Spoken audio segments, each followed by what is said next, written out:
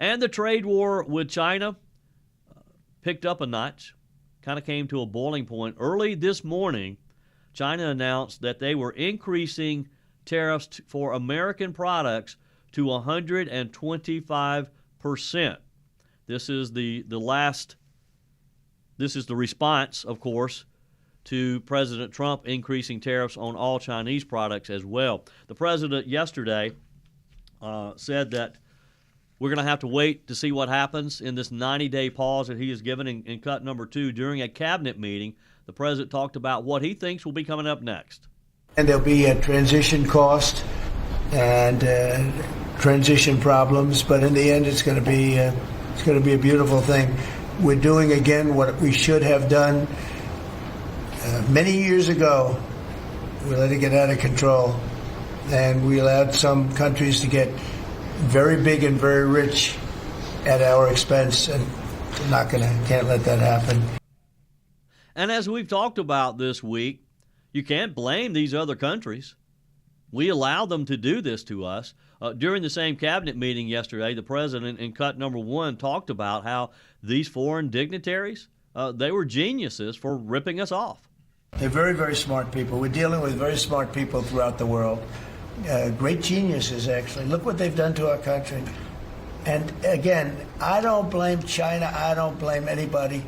If I could have done it, if I were in that position, I'd have great respect. I have great respect for the people. They ripped off the United States, and all we had to do, have a president that knew what the hell was going on, and none of those countries would have left. Those companies, none of them would have left. So that's a little lesson in basic business. And it's really basic business. It's not complicated business. It's very basic business. And we'd have every one of those car plants going just the way they were 30 years ago. None of them would have left, but now they're coming back. Yeah, and they will come back. And he's right. It is basic. We have just allowed these countries to rip us off. But this president's not going to. Donald Trump is not afraid of not being friends with some of these foreign countries. And I think to a degree that's been the problem with Joe Biden and even other Republican presidents. They're too concerned about how it will look in the worldview. It's time to put America first. It's time to put our great country at the top of the list. We do what's best for us. And look, it appears with the response this past week, it appears that the other countries agree with that. The other countries are wanting a seat at the table to negotiate. And China will get there eventually as well, because China's not going to lose us, their biggest market in the world. The president ended the week with another legal win. This time a federal judge handed the Trump administration a win, clearing the way for a renewal push to enforce a long-standing law that requires everyone in the U.S. illegally to register if they've been here for 30 days or more. They have to register, and then they have to carry the documentation on them at all times. Judge Trevor McFadden, he is a Trump appointee, ruled yesterday that a group challenging the policy does not have standing. So basically, they never even got a chance to present their case. That decision allows the Trump administration to enforce this plan starting today. Now, this is going to get quite interesting, folks, as these undocumented have to become documented, basically. And how many of them are going to actually register? And does this give law enforcement another tool that if they don't register, can we apprehend them? Can we, not registering, can we immediately deport them? Of course, we're following Mike's travel woes as he was stuck overnight in an airport. Mike will be joining me actually a little bit later in this hour to tell us his saga of being stuck literally for 7.5 hours on an airplane as he's trying to make his way back home. But it made me think of an email that I received. And I love your emails, joey@joeyhudson.com. I like to get them. I read them. I respond to them. But I got this from a listener, Bradley, who says, congrats on the week filling in for Mike G. Awesome platform. I have an idea for a national topic. I'm a consultant, so I'm in an airport almost every week. My airport has yet to put up the photos of President Trump or TSA Director Nome. When Obama was elected, the photos were up in a matter of weeks. During Trump 45, I don't think they ever put Donald J. Trump's photo up. Up until January 21st, I had to watch a video featuring Alejandro Mayorkas while waiting in line. Where is Donald J. Trump's photo? Where is Kristi Noem's photo and video? Ask travelers across the country what they're seeing. Have they seen any photos in their airports? Have they seen a Kristi Noem video welcoming them to the airport? I think you get a huge amount of feedback. Have you? I hadn't even thought about it. But if you have traveled since President Trump was sworn back in on January the 20th, have you seen his photo in public places?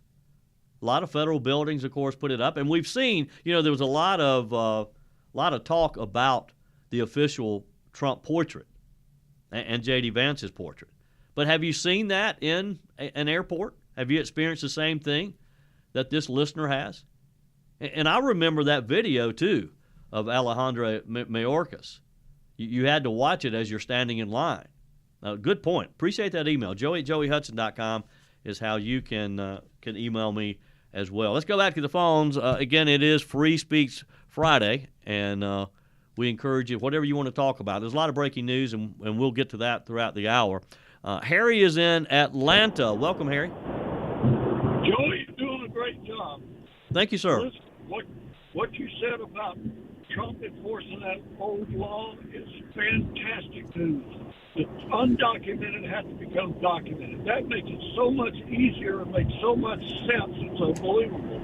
I don't know why we haven't been enforcing it all along. Yeah, it's crazy. And Harry, this is just one of those examples of a law we already had on the books that Biden obviously ignored. So, hey, Harry, have a blessed Friday. Appreciate your phone call. 800-655-6453. A lot of noise on that one, Harry. Appreciate it, though.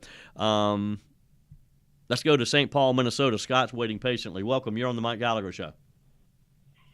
Hi. Thank you for taking my call, sir. Sure. What's on your mind?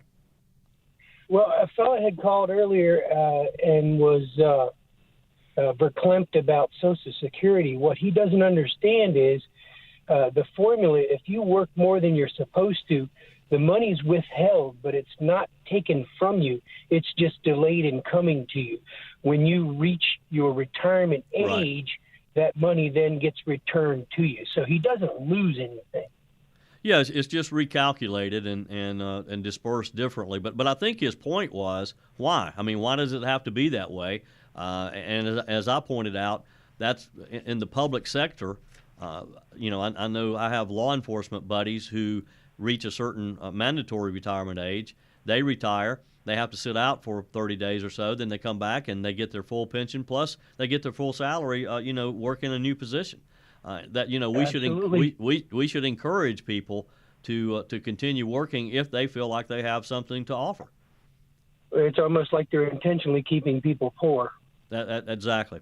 Hey, Scott, have a great Friday. Appreciate it. 800-655-6453. Yeah, the previous caller was talking about this law. It's been on the books, actually, since 1952. It's the Immigration and Nationality Act. It requires non-citizens to register and notify the government of any address changes along the way as well. Violating the law, according to DHS Secretary Kristi Noem, could lead to fines, imprisonment, or both. And illegal immigrants who don't leave voluntarily could face criminal charges. Now, it's going to be interesting to see if, in fact, illegals take advantage of this.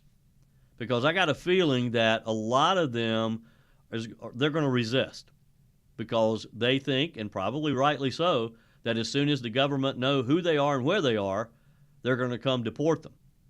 And some may not even be able to figure out how to do it. That's why I think, how Trump immediately canceled the Biden-era app that helped people come into the country. He just recently started his own app which helps people leave the country. Quite the irony there, isn't it? Maybe that app, maybe the Trump app, could be expanded that would allow people to also register, make it easy for them. This is, of course, just the latest tool that is being used to try to document people who are in our country who are here illegally, and to try to create a process. It's interesting, too, even Canadian snowbirds who stay longer than 30 days will be required to register. Basically, anybody. Doesn't matter where you're from. If you've been here for 30 days or more and you're not a U.S. citizen, you have to register. You have to let us know that you are here. And if you move, you change your address, we want to know that too. You think this is going to work? Think this is going to help us? For full shows, live and on demand, it's Salem News Channel.